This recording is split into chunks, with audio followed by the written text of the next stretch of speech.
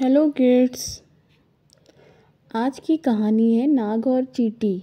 हिंदी कहानी नाग और चींटी। नाग मीन्स स्नैक और आंट।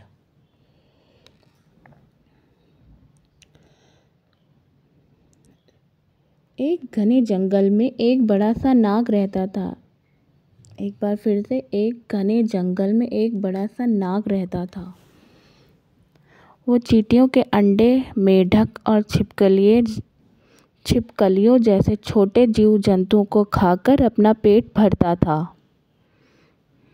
रात भर वह अपने भोजन की तलाश में रहता और दिन निकलने पर अपने बिल में जाकर सो जाता। धीरे धीरे वो मोटा होता गया। हालत यह हो गई कि वह इतना मोटा हो गया कि बिल के अंदर बाहर जाना भी दूभर हो गया।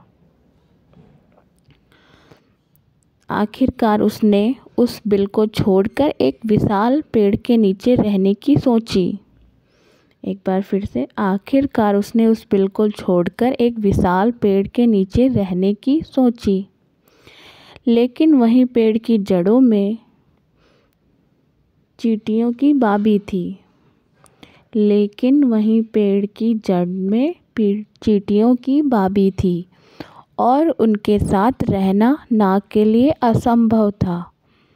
सो वह नाग उन चींटियों की बाबी के निकट जाकर बोला, मैं सरपराज नाग हूँ, इस जंगल का राजा। मैं तुम चींटियों को आदेश देता हूँ कि इस जगह को छोड़कर चली जाओ।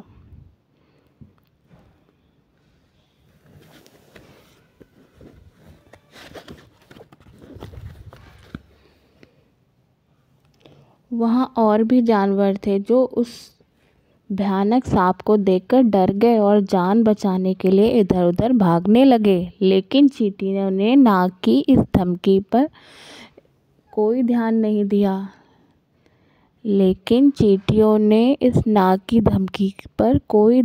दिया। वह पहले की तरह अपना काम काज में जुटी रही। नाग ने यह देखा तो वह गुस्से में जोर से फुंकारा। यह देख हजारों हजार चींटियां उस बाबी से निकल पड़ी और नाग से लिपट कर उसके शरीर पर काटने लगी। नाग बिलबिलाने लगा। उसकी पीड़ा असहनीय हो चली थी और शरीर पर घाव होने लगे थे। नाग ने चींटियों को हराने की बहुत कोशिश की, लेकिन असफल रहा। कुछ ही देर में उसने वहीं तड़प तड़प कर जान दे दी।